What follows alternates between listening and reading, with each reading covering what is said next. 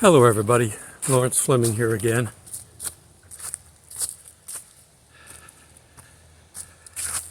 I'm not too far from a road, so I just saw a car go by. I'm hiking to the visitor center this morning. This will be my last hike. Tomorrow is moving day, and I've got to get out early. Just as soon as the sun pops up, I got to finish packing up. I will have everything else loaded. So all I have to do is to get rid of my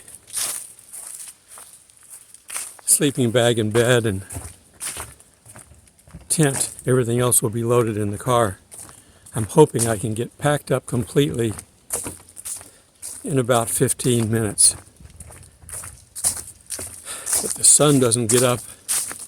I wanted to leave by 7:30, but the sun's just starting to come up about that time. So I'll have to get up in the dark, turn the light on, get dressed. I'm not even going to get a cup of coffee. I think I got some mini donuts left in a bag. I'll leave those out for breakfast. Not the best breakfast, but it's a travel one. Car's already gassed up. I got an hour and a half drive, God willing, to get to my next location.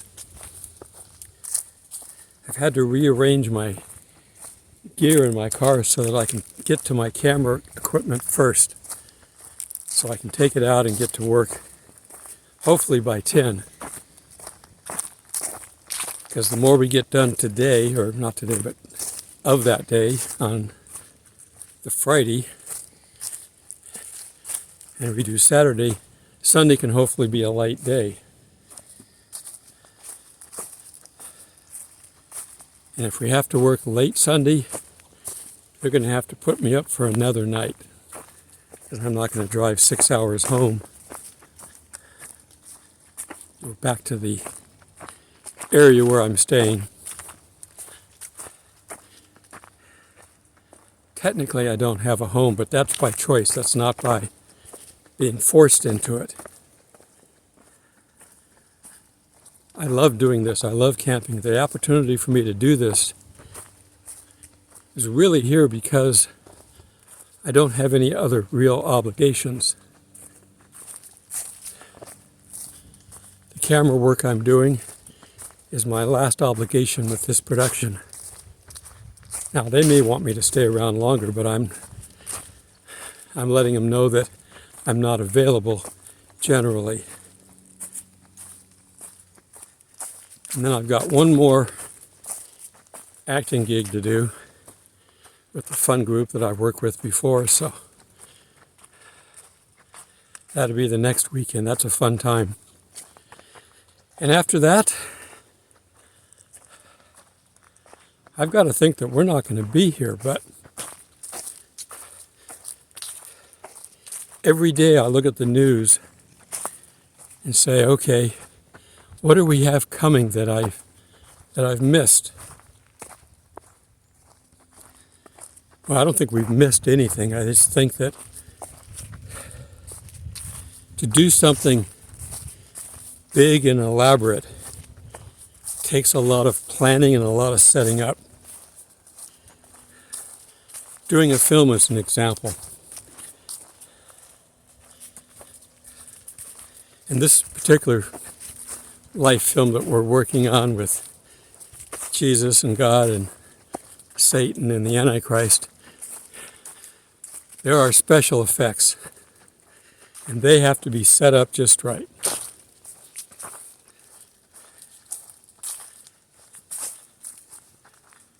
Now, on a real production, you go through all the safety issues. I don't think Satan's worried about if any of us get hurt. But on a human standpoint, on a production, we worry about anybody getting hurt. That's why, for the most part, actors don't do their own stunts. Because a good actor is a valuable asset. And if they get hurt, your production can be put on hold. It's happened a number of times. And it happens to the best of them. You've got individuals like Tom Cruise, who does as many stunts as they will let him. And they have to get with the insurance and all the planning and all that stuff to be able to do it. I can't do stunts on a professional set because I'm not in the union. I can't get in the union and do my Star Trek fan films.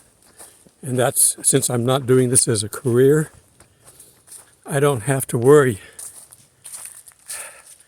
about not making a lot of money. I'm doing this because I enjoy it. Okay, I think I have a place to sit down.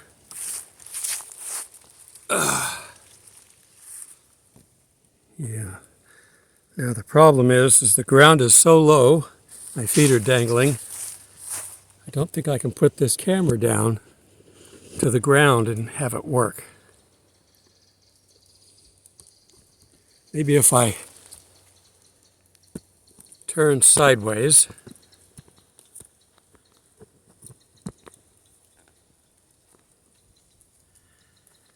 Okay. There's no wind blowing, so I think we're okay.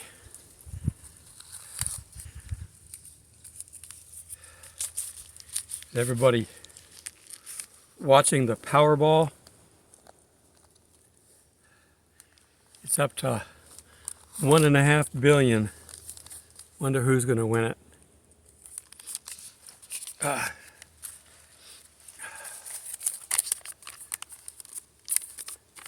Okay, well, on today's video, the primary topic that I want to talk about is we're going to see many signs and wonders coming up here if we're here long enough.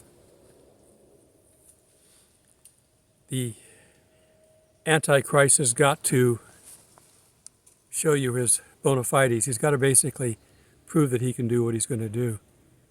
And if we're going to be, if the world's going to believe in him, the world basically is going to see him in action. They're probably seeing him now.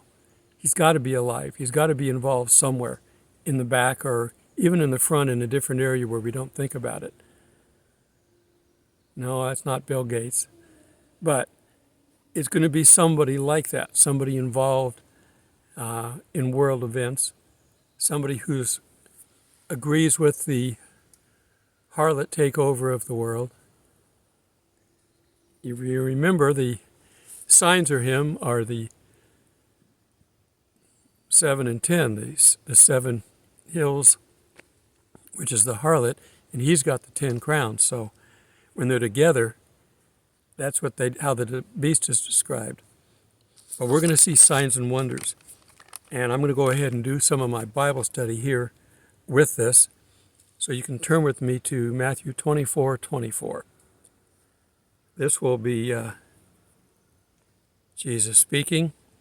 For false Christs and false prophets will rise and show great signs and wonders to deceive, if possible, even the elect. We know what God can do. We have seen or read, we haven't seen, but we've read all the stories about all the great signs and wonders that God did over the ages. And we've seen the miracles that Jesus has done, walking on water and healing people and doing all these things. Well, the Antichrist can do those things too because he's the ruler of this world. And he's the second most powerful being in the universe. I'm not talking about the Trinity, but next to the Trinity, Satan is the second most powerful being in the universe. Bright and morning star, Lucifer, beautiful, but prideful. So that means, and there's some angels that are with him. That means Lucifer and his angels are dealing with pride. That's a major handicap because we have to deal with it too, and it gets us into trouble all the time. And it's gotten him into trouble.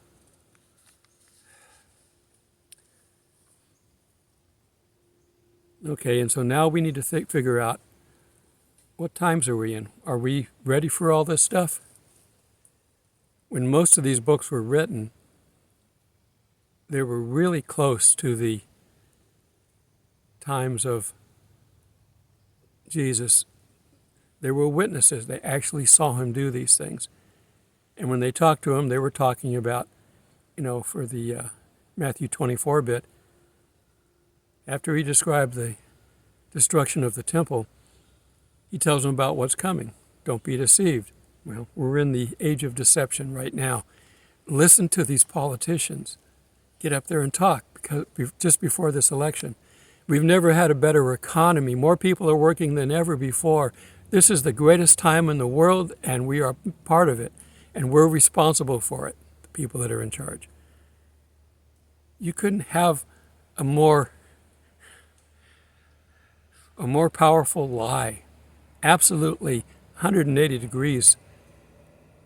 But because the media is working with the politicians, too many people believe it.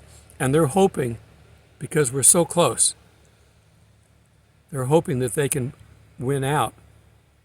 But we just saw what happened in Israel, where Benjamin Netanyahu, Bibi, just got back in with more than enough. They were thinking that it was just going to be barely a margin, but he won quite a bit more because people just showed up in droves to vote because they didn't want them to pull that evil thing that they did before, where they brought the people that hate Israel in to their coalition just so they could form one big enough to beat Bibi. It was a anti-Bibi coalition. It had nothing to do with helping out. And the last thing that Lapine did was to basically give Iran, but Lebanon, which frankly doesn't exist anymore, he had to get that thing passed before the 29th last month, because that was the last day of the president. He didn't renew, didn't run again. Nobody else is running again because they know it's a fake government. Hezbollah basically runs things. And if you disagree with them, they kill you. That's the way they work. That's how evil works. And it's going to start in our country too, in the United States eventually. It's happening in other parts of the world now. But we've been pretty well protected because of our Christian basis, our Christian founding fathers, and our original Constitution and its amendments and all that stuff. All that stuff basically protected us. They tried to pull stuff that other countries are doing, and our Supreme Court overturned them. Okay. We have a full moon on the 8th. I think it's a blood moon. It's one of those signs that you look at. Are we going to get a rapture now, or are we just going to, I don't know what's first. We got the chicken or the egg. You can't have one without the other, but which one was first? Well, we're kind of that way. Are we going to have a war? In the Bible, travail pretty much means a war. The woman, Israel, Revelation 12, is in travail. So there has to be a war. And we're the child that's being born that Satan wants to devour. So that's all very, very close. We're not quite there yet, but we're close. Iran just threatened Israel again, imminently, and the United States. And Saudi Arabia just went on high alert and warned the United States that they're getting ready for an immediate attack. So Saudi Arabia is on a high alert. They may back down since we seem to know what's going on. But that's how close they are. They're just nudging. They can't take any big steps anymore because any big step will push them over the edge. I think I'll talk about it afterwards, but it's like that quarter game in the arcades. But I'll talk about that at the end. So are we in the right time? Let's look at this. 1 Timothy 4:1. Now the Spirit expressly says that in the later times some will depart from the faith, giving heed to deceiving spirits and doctrines of demons. We're describing exactly what's going on around us. people that would have read this in the past would not have known about all these things going on, and we go, okay, well, that's nice. In the later times, they're going to have to deal with a lot of stuff. But we're okay, so let's move on. But no, this is describing our world. Just had a leaf fall on me. We're still giving up leaves. I'm seeing a lot of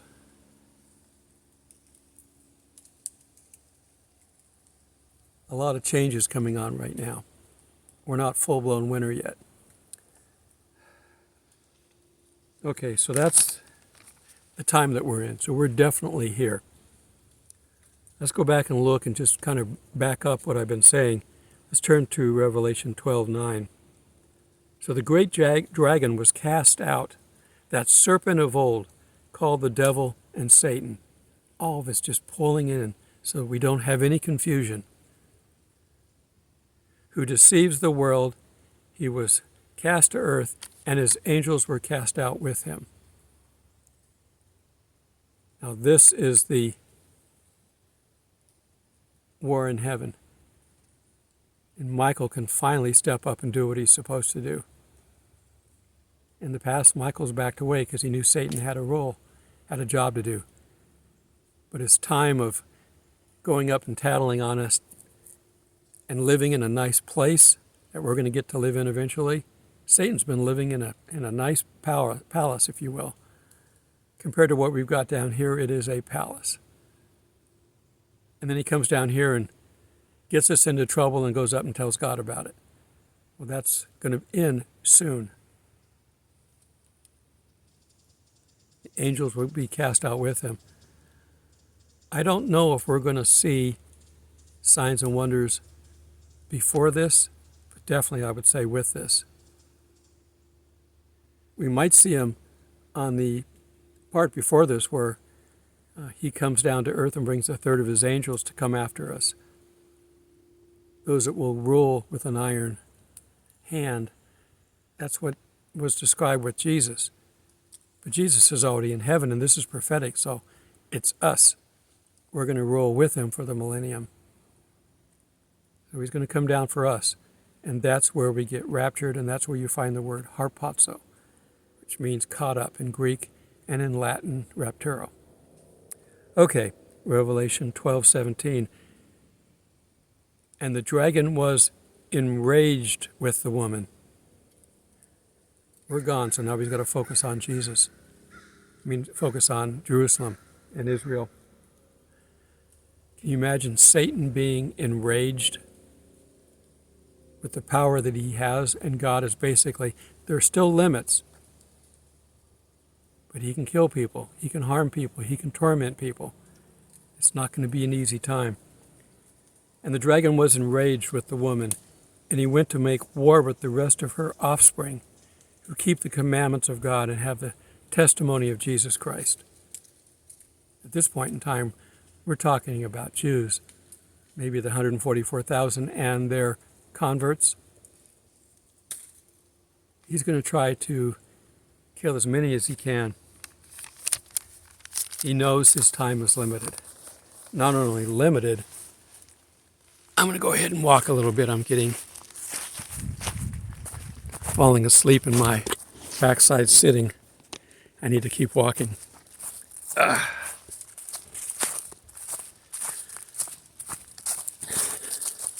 So Satan's going to really be ready for war. And I don't know what wars are going to be like fighting on earth from a spiritual side. We've had descriptions of what some of the things are like. The scorpion-like creatures from the pit. We've got, earthquakes and famines and all this other stuff. We've got big stuff, not little stuff, where a quarter of mankind dies in one event and a third in another. The harlot's going to get what she wants, and that is a full destruction. I have another trail here to go on, and I'm going to go ahead and take this. So I'm going off of my normal trail. I see water, swamp. Hopefully this actually travels for a while. The last few times I've walked down to the swamp, it's ended because they didn't make a bridge to go across. And the swampy area runs the whole length of the trail here, it looks like. So I don't see where it's going to cross. But anyhow, it's going to be very interesting, and I hope we've got front row seats in heaven to watch this. I don't know. I know that there are angels for everybody down here that need them. Do they actually get to come down here and participate, or do they participate from heaven? I don't know. Probably a little bit of everything. But once things start, they're going to go very, very fast. One, because Satan has limited time, and two, a squirrel in a tree. God doesn't want to prolong it either. God knows that if he doesn't interfere and stop things, that no one will be left alive. We're told that. So everything is going to go very fast. We will, of course, be out of here. When Satan is cast out of heaven, we will be in heaven. Are we going to get to see it, see the battle? Are we going to get to participate? Some of you in the past have said they don't want to be involved in fighting. Well, I don't want to lose, but I'd love to be involved. I'm ex-military and I'm a black belt. I know how to fight. Now my body is just letting me down a lot because I'm getting too old. But it would be fine in my new heavenly body to be able to try some of these things, see what I can do. But it's going to be a heavenly fight, not an earthly fight, so I don't know how they fight that way. Is it going to be like the final battle in Harry Potter, where they're casting spells at each other? I don't know. Some of these shows, they're borderline not good for you, but people need to know that there is powers out there that are similar to that. Maybe not exact, but they're similar to that. Because some of this stuff, the spiritual battles that go on. All right. I know where I'm at, and I have a bridge here.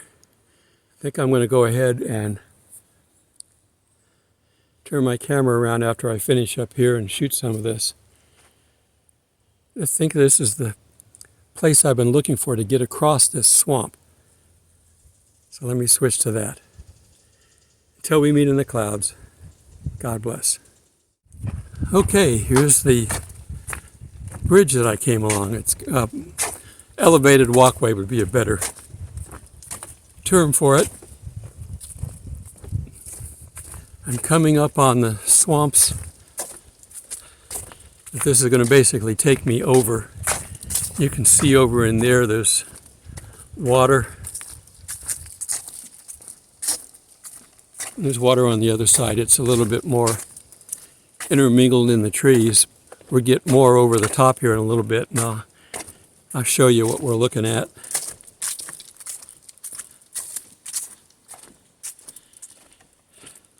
If we were further south, I would swear that there are alligators around, but I'm thinking where we're at now there probably isn't. Only because I haven't seen any. And these are cypress trees through here. You get cypress wherever there's water. You can see the base of these trees. That's just definitely cypress. They kind of fan out.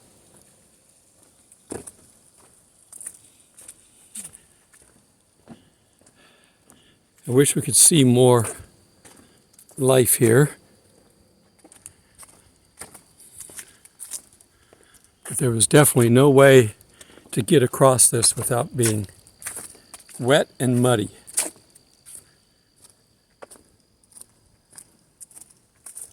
Guess we're probably about halfway because we got a little viewing area.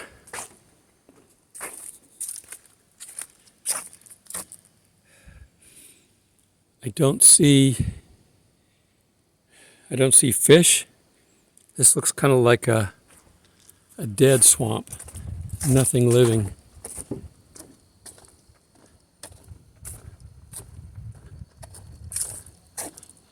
And we're still going. And if we look back, it goes way back over there.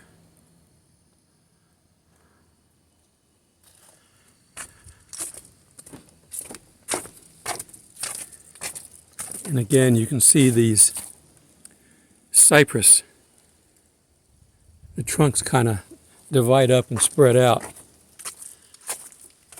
Well, I see a squirrel. First thing I've seen living here. Definitely an eerie kind of place.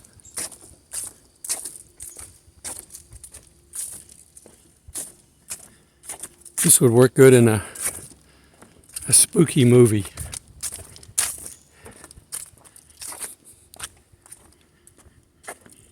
If you remember some of the movies that are out there that take place in swamps, Swamp Thing or the Bigfoot movies that were filmed in northern Louisiana. You really only find these swamps in the south.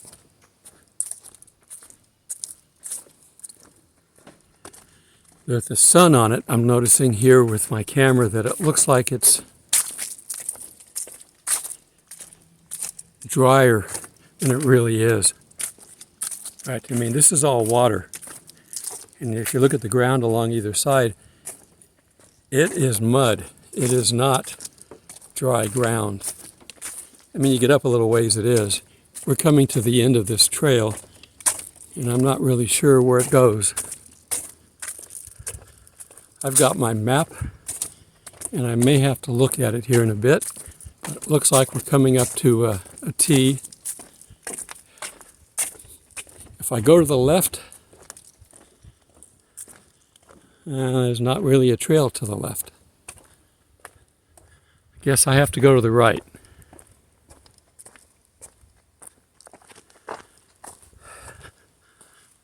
All right, and if we look back into that, we came from someplace way over on the other side of that.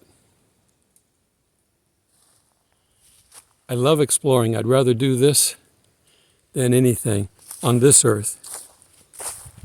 Working for God, of course, is always the first and most important thing I do. But when God gives me time to do other things, exploring is what I love to do. Alrighty. You see the swamp is still out over there. I see water all the way up as far as I can that way. Okay. I think you've had enough of my torture with you. Get out and do this on your own. It's fun. I'm out for another hike here, and I wanted to bring you around for a bit because this will probably be my last hike. The sun's high enough now that I can do this. It was too low earlier, and we were looking directly into the sun.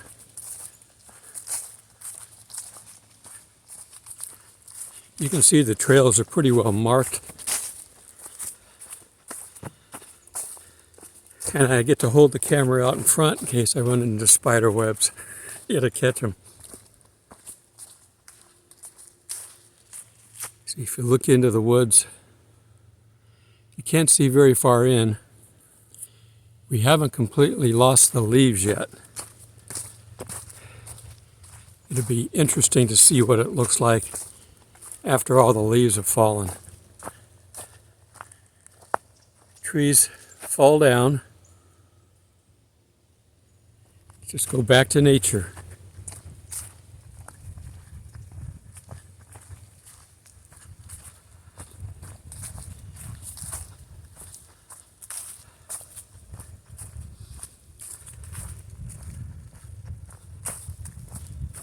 Don't hear the large animal noises, which I never did see what they were. They were probably deer, but I could never spot them. Noise travels pretty far, a lot farther than people think. You can still hear the train whistle in the background.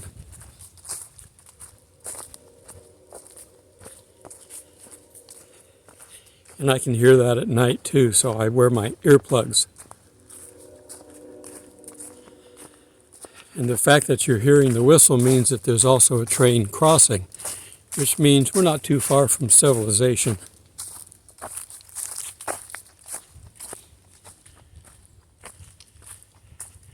Again, we're in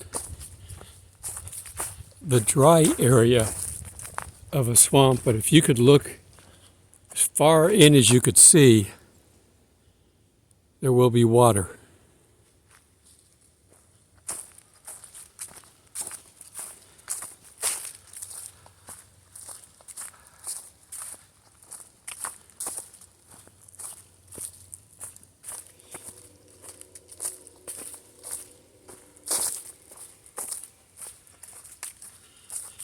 And I'm looking on the ground to see if I can find any animal tracks. It's hard right now because there's so many leaves. They cover up tracks. And we haven't had any rain for a while, so there's no mud for them to traipse through, leaving nice big prints. I have seen some here, so that's why I know there's deer in the area. I also have to watch the trail just to make sure that there's no other critters. In the past, I've been walking along and I've found snakes out sunning themselves. See all that sun on the ground? You can get a snake out there warming himself up. Now, my footfalls just hitting the ground are enough to alert them up to 20 yards away.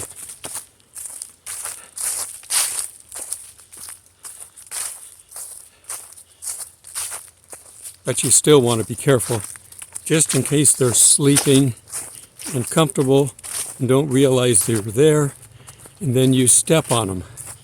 And that's where people get bit. Snakes don't go after you, but they respond to things happening to them, like being stepped on.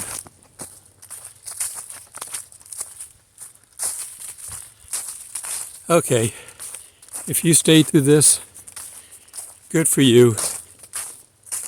But you need to get out and do your own hiking on trails if you can.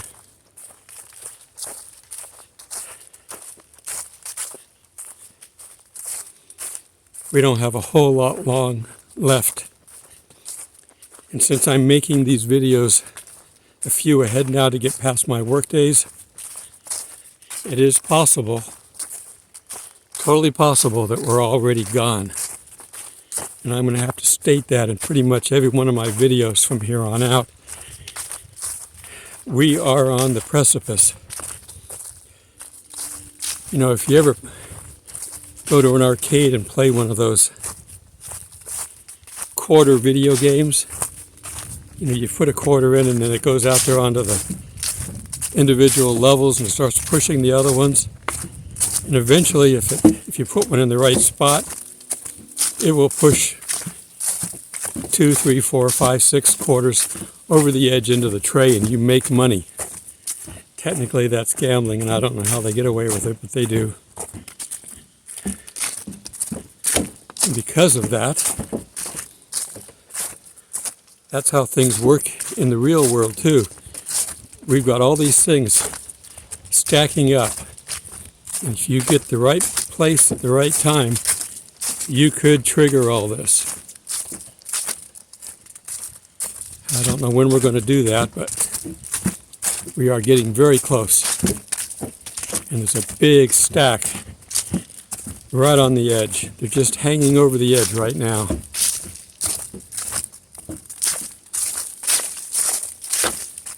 All right. Since I did my Bible study actually as part of the class, I'm going to go ahead and just wrap this up and tell you I'll see you